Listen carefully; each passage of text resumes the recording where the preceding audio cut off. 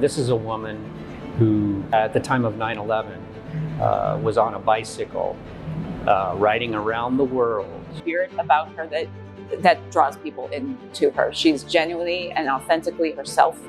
She sees the world with open eyes and open mind, and I think she accepts and sees people where they are as they are. And she's been around the world and has that perspective. She's unlike anyone I've ever met. She's kind-hearted, generous, super creative, amazing skill in a million different areas. She makes bread, she climbs, she draws, she watercolors, and watercolor is absolutely the hardest medium. She rides her bike, she's an adventurer, she's down for any activity, pretty much, and she's a great friend. She is one of those unique people that you meet maybe once, maybe twice in a lifetime, that is very special just by the way she treats other people. My name is Sophie Binder, or Binder as we say in my country. I am from France originally, and I've been here over 30 years, and I am almost 59. I think it was something that she wanted to do for some time. She left, according to her, she left with a group of friends from St. Louis. A lot of people joined her in the first few miles out of town as a send-off, I think, for this trip. This is a young woman at the time who packed up her bags, planned out the trip. So many that are like the traffic in India. When she told me that she rode a bike through India and was in a city, and traffic in India is terrifying to be in a car or a truck.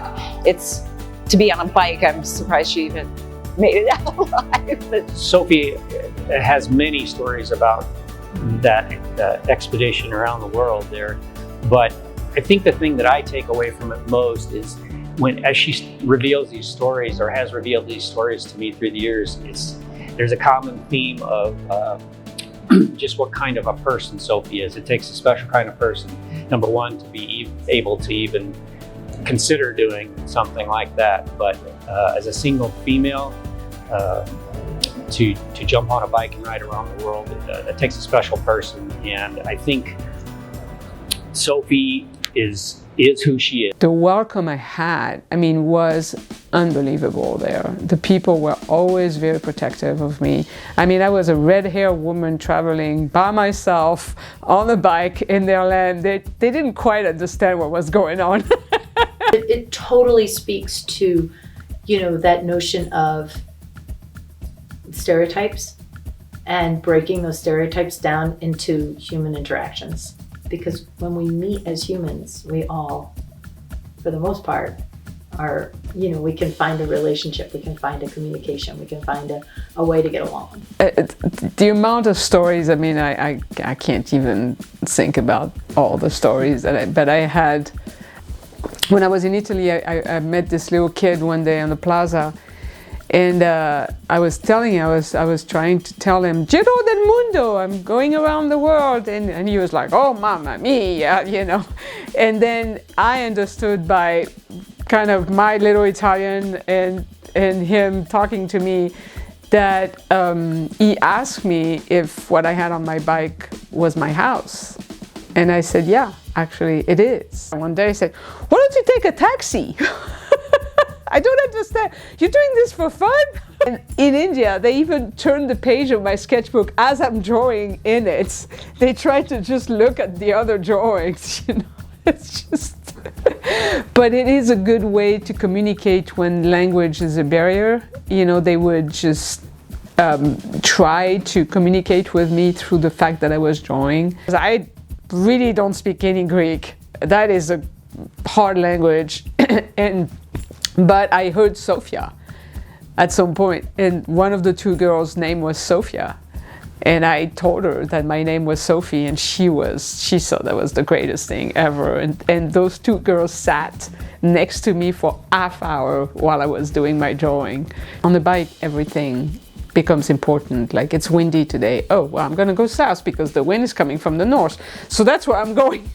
I literally did that a few times. I changed direction because the wind was just too strong. As I was coming back to the States, I stopped in Colorado in a small town and met some people that invited me to stay at their house, invited me to a party.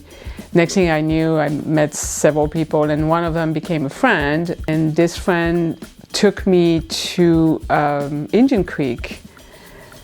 He was going there to climb with friends, and I had no idea what Indian Creek was, and I said, sure, I'll come with my sketchbook, and I did, and I sketched them for 2 days, and those guys were climbing hard, trad routes, and I was in awe, and I did not understand anything of what they were saying. There was a lingo there that was totally foreign to me, which makes me laugh now because I know the lingo. But on the 4th day, they asked me, what size are you? And they put a harness and shoes on me, and next thing I know, I was hanging on the rope. And I was hooked. Where it was hot and humid here in the Midwest, just sweating down into our climbing shoes. Nobody else climbing. Everybody else was too smart, but we were going to power through. I talked her into doing this crazy climbing competition called the 24 Hours of Horseshoe Hell, which was an absurd idea at the time because no one loves sleep the way that Sophie loves sleep. We were all working on this wall, and she kept having trouble in this one crux section. So yeah, you want to get that stick clip? And then she set her jaw and she said it on the next go. So, and I said it to try and be helpful, but I knew too, it was pushing her button, yeah. I mean, we're about to do a big mountain.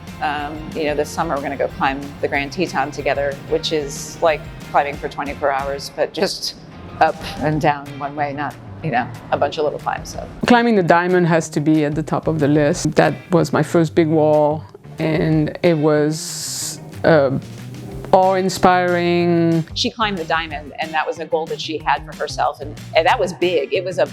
That's a big challenge. She decided she wanted to do that. That was exciting, but also scary. But when you're on the big wall like this, suddenly you're just, oh gosh, I got like 600, 700, 800 feet under my feet, and I'm hanging on pieces of metal that are shoved into a crack.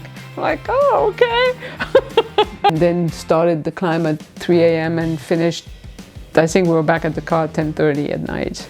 I could not walk on the way back. I was destroyed. It was so hard to hike back. And the rain cut loose, and Sophie was the last person on this route. Yeah, on an overhung route. We had chosen it because there were overhung routes. We thought, well, if it starts raining a little, we'll be dry at least. But she was the last one on it. She was the last one on it, hitting up on the head wall where she was very exposed, and it was coming down in sheets, in torrents. She was so running down the rock. I don't know how she finished that climb. She had to clean it too. When I think of Sophie, I think of somebody who's a genuine, giving person, and somebody that I feel fortunate to have as a friend in my life. I don't know. She's kind of up there with Leonardo da Vinci. You know what I mean? Like, you think of Leonardo as like this inventor and this poet and this architect and this sculptor and this, she kind of does everything. And I really don't know anything she does badly. So maybe she hides her faults really well, but I just think she's a really profound human in that she has this great skill and she uses it for good, and her passions like climbing and cooking and help her make connections that furthers her passion of art, and so she really is good at, she's a good role model for, how do you make life rich and full of the things that you love, and still make a living. And she lives a simple life, but that's also a really nice kind of lesson in the world. Like, we don't need a lot, Every time I talk to her, she's off on some other cool adventure, either whether it be climbing or visiting friends or going back to visit her family in France or going out to look at a site because she's about to sketch it or draw it, or it's pretty cool. When I think of Sophie Binder, I think of my sister. She's my sister from another mister. I mean, she's my family. She's a very big part of my life.